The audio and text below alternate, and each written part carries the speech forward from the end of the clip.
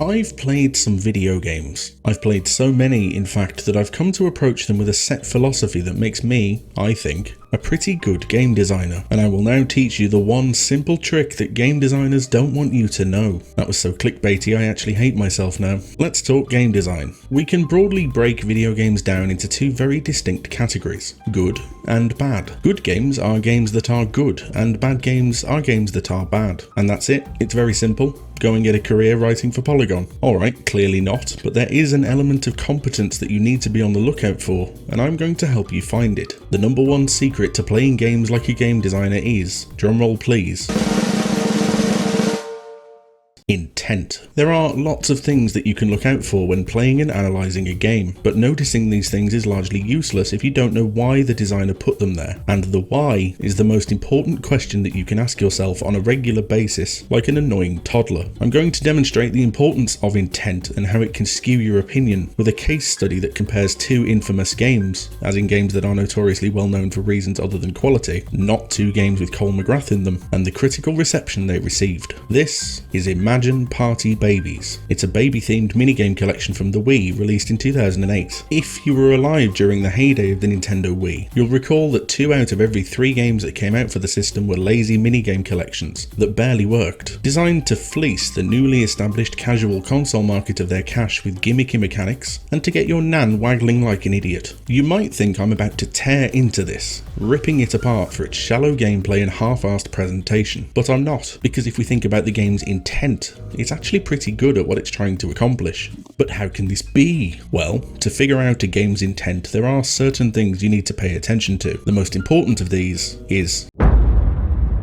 You might think context in a game is unnecessary, a fluffy wrapper designed to distract you from the core mechanics and primary loop underneath. And you'd be wrong. The context of a game, its presentation, focus and tone, will tell you a lot about what the game is trying to do. Does it have a cartoony aesthetic? Is it flashy and stylish? Does the background music kick into a swelling orchestral piece to set the tone of an epic scale encounter? All of these things will tell you what the game is roughly aiming for, and subsequently what metric you ought to be judging it by. Everything about the game's first impressions will feed into this. You might have seen those blog posts or more likely videos about the worst box art of all time, and if you pay attention to those, you'll see that a lot of the terrible offensiveness comes from the front cover being utterly unrepresentative of the game inside. Now, Imagine Party Babies is incredibly upfront and honest about its context. We're talking babies. Babies who, the title leads us to believe, are having a party. Or at least that's what we need to imagine is happening. From this, we're clearly not expecting a 60-hour epic RPG spanning multiple continents and dark, brooding themes of personal loss and trauma. So, when the game starts in a nursery with a woman in a dinosaur outfit doing some intense administrative work, you know what you're getting yourself in for. You know it's going to be casual, kid-friendly fun with an emphasis on accessibility and disposable gameplay. And the game, to its credit, delivers on that quite well. I bet you didn't think you'd be watching a serious channel about game design and getting told that Imagine Party Babies is actually alright actually, but here we are. Now, is this something you'd want to rush out and buy on day one, book a weekend off work for and play in 12-hour marathon sessions until you've reached an epic conclusion? No, of course not. But it's also not intending to be that thing, and it's not trying to trick you into thinking that it is. What it is a pretty well realised minigame collection in a sea of genuinely awful minigame collections. It's not very likely, but if you were for some reason designing a minigame collection for a casual audience that exclusively used motion controls, there's a few lessons you can learn from Imagine Party Babies that would influence your own design. I'm not going to do an hour-long breakdown of all the tools and design considerations that the game makes, because I don't think any of us are likely to be making a Wii exclusive anytime soon, but it's good to know that if you needed to, you probably could. I bring this up because Imagine Party Babies received a review score of 7.5 out of 10 from IGN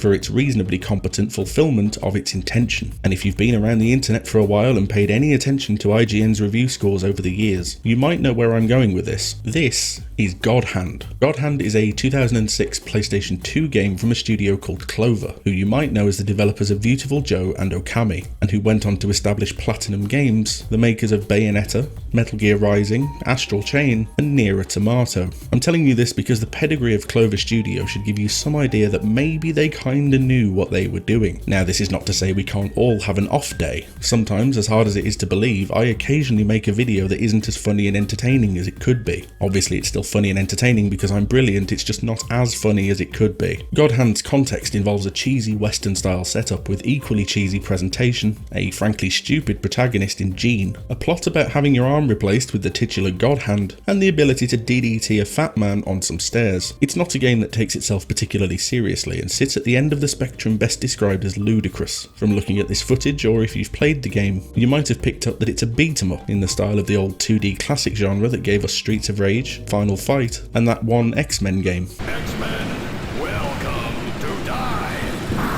What it also does, that I don't think has been seen since, is let you customize almost every aspect of your combo and fighting abilities. You can pop into a menu and change around what almost every single attack button does whenever you like, and a core part of the gameplay loop is grabbing new moves and experimenting to find your ideal or most optimal moveset. Now, with the benefit of hindsight, this is going to seem obvious. Of course, the people who went on to produce Bayonetta and Metal Gear Rising know how to make a complex and satisfying beat-em-up, but at the time this intent was not necessarily clear to some people, and one of those people happened to write for IGN, where this game received 3 out of 10. Just to be clear, this was not reviewed by the same person who reviewed Imagine Party Babies. It was, however, reviewed by someone who thought you should use the word extremely 6 times in a single review, which I don't need to tell you is extremely lazy writing. Extremely. Random fact for you, by the way, the guy who wrote this review later became the editor-in-chief of IGN's entire PlayStation team, and now works in some capacity that I don't quite understand for PlayStation. That's interesting, isn't it? Anyway, IGN did not get the intent of God Hand. In their defense, God Hand, if you've ever played it, does a pretty bad job of putting its best foot forward, doing very little to introduce its complexities to you in any kind of hands-on way, and if you're not into the style of humour and gameplay that would later best be typified by the always excellent Travis Touchdown, the context overall is always going to fall flat. Put simply, you wouldn't get it. But a good game designer, and I would argue probably a good game reviewer, but that's a topic for another day, should be able to play something like God Hand, and even if they don't like it, see the intent. They should be able to see from the context and mechanics what the game is going for, and judge the game's quality not on whether it's arbitrarily good or bad, but on how well it achieves that intent. The intent of God Hand is to give you a playground in which to experiment and explore the depth of the combat system underneath. It has copy-pasted enemies not because it's lazy, but because it wants you, the player, to dive deeper into the combat system and find the unique and interesting ways of using it. If you're presented with the same challenge over and over, but different ways of approaching it, then the variety of gameplay isn't in the challenge itself, but in how you choose to approach it. This is a valid way of expanding your core gameplay loop for the player, but it relies heavily on the player wanting to do that thing. This is something that Clover and subsequently Platinum would go on to do again and again. What is Bayonetta if not a flurry of bright, impressive context wrapped around a deep combat system that you are incentivized to learn and understand? Metal Gear Rising has the parry system that encourages offensive playstyles that drive you to invest the time and energy in learning the nuance of how it operates. It is a signature design staple of these games that you, the player, will get out of them